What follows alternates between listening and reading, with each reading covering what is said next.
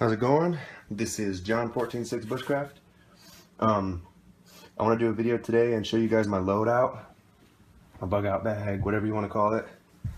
Got my pack here, and I got a bedroll, and I like to keep it separate, and I like a small pack. I'll explain that in a little bit. Actually, I'll explain it right now. Okay, if you're in a situation that a lot of you guys are probably preparing for out there, if you, for any reason, need to run, need to move quickly, need to get somewhere quick, need to leave somewhere real quick, you don't want a big old honking pack. If you have a small pack with essentials and the main things that you need inside of it, then you're going to travel a lot quicker. And I know from experience, because me and my wife, we go out on treks, and I did it with a big pack before. Hiked 10 miles, I was dead. Did it with this pack, hiked 20 miles and was ready to do more until we got picked up. So light pack is much better. And then bedroll, you just got your bedding there. I'll show you the contents of my pack. First of all, I like to keep this 100% wool Pendleton flannel over this. It acts as a temporary rain protector, which the pack itself is already, it is water resistant, but it also helps to kind of protect my pack from any rips and tears when I'm bushwhacking. So that's really great. And what I do is I just kind of tie it around on the sleeves, kind of just undo all of it, and all this is just flying everywhere. Down here I got one of them all-weather space blankets. You can get these like 20 bucks on Amazon. Really great. I'm not gonna undo it or nothing because it's kind of tedious getting on there. I got it attached to the bottom of these little plastic loops on my pack with some 5-pound S-beaners. I keep a couple cotton bandanas. This bandana is actually insect repellent, repels ticks and stuff like that. I got, so there's those. Right here on the outside I keep my, this is a Grantsford Brooks wildlife hatchet. I patina just about everything that isn't stainless, helps it prevent rust. This is a great hatchet here. Here's a piece of paper I'll show you. I mean, this thing is sharp.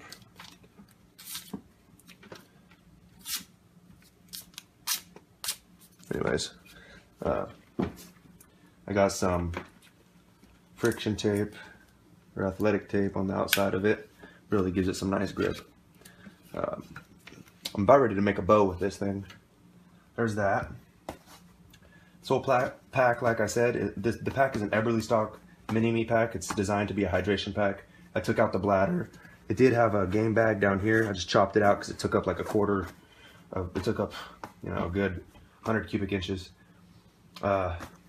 This right here, this pocket here is 100% waterproof.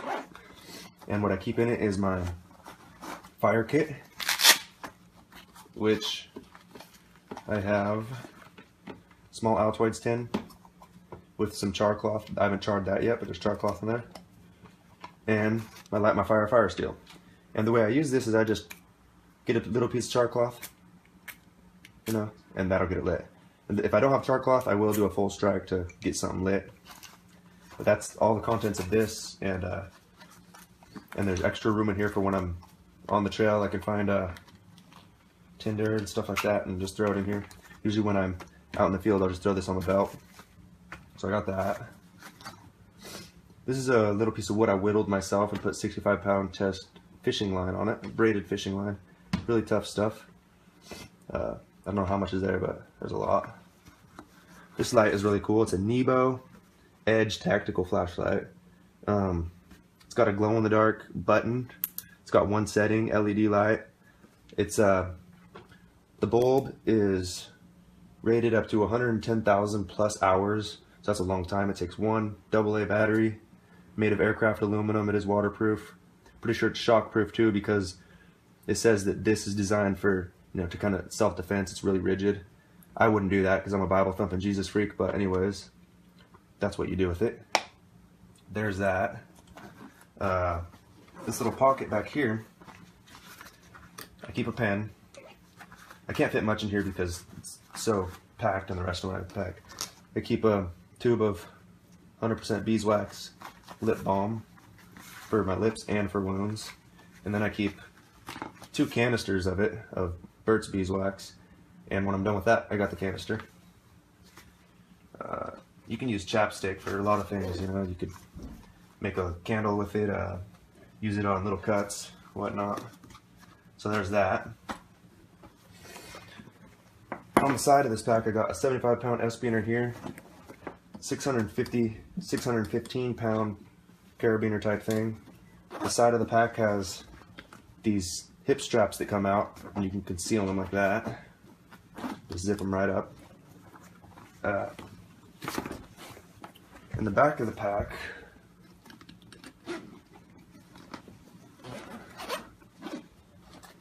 this is where I keep clothing material. This is a olive drab, 100% cotton chamois. I use it for a pillow in my hammock,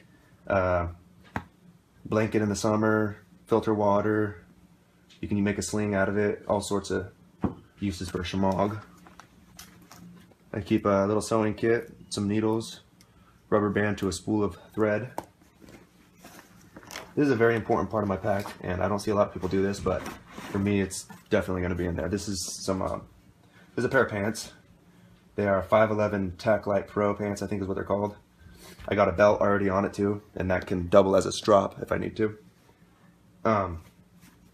They're great. When you're in the field, your pants get tore up. You know, it's easy to replace a shirt. You could just use your blanket or something, but pants, you're not gonna be able to replace that.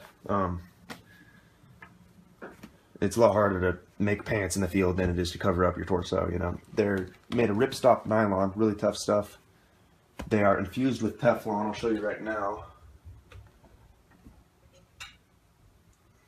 I mean, look how this just repels water. I mean, it just rolls right off. You see that? Great stuff. I love it. Anyways, there's that. I don't think you guys seen that, but I gotta redo that.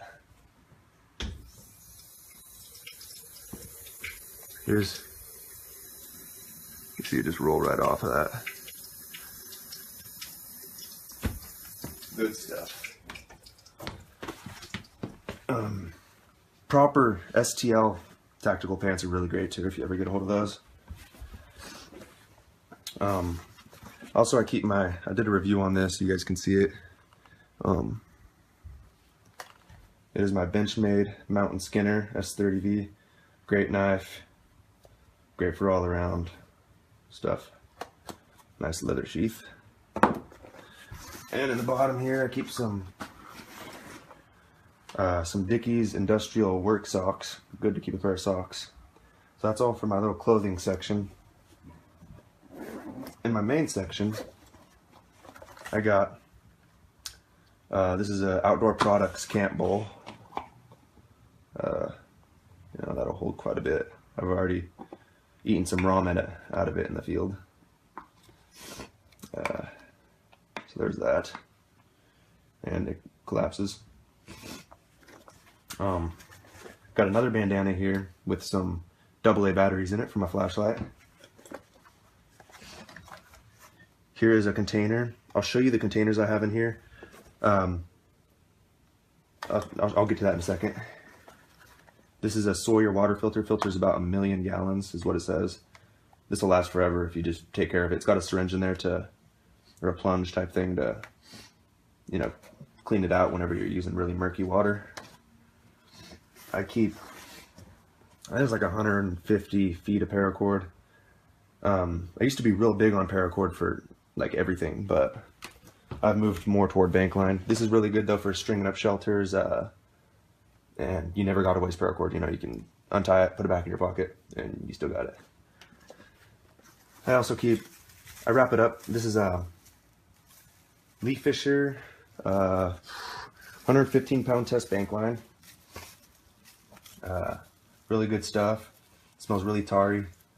Great for snares. I keep it wrapped up because in the heat, you know, tar will tend to get on things. Not a lot, but it does. There's like 200 feet. There's another 100 feet. Got my toothbrush. I did have some toothpaste in there, but Took it out, it was a little bulky. What else do I got in there? This is a Smith's Arkansas Whetstone. Love sharpening with this thing. Your knife's pretty sharp, and then you top it off with a strop. Here's my main piece of gear here. This is my little pocket Bible. That's my main thing right there. King James all the way. I'll get into this in another video.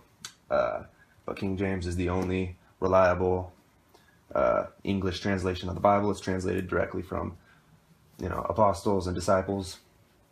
All the other Alexandrian texts. If you have a problem with the authenticity of the Bible, do your own research before you want to argue against this, because I can battle you all day, man. There's that. Keep a little notebook and my highlighter to my Bible. And I've already field tested this pack. It's great out in the field. I can run with this thing. I can jump. I can roll. This is my flask. This is all I have for containers in here. This is about 1 liter. This holds about 1 liter. And this is 8 ounces. Yeah, 8 ounces stainless steel. I can boil water in this.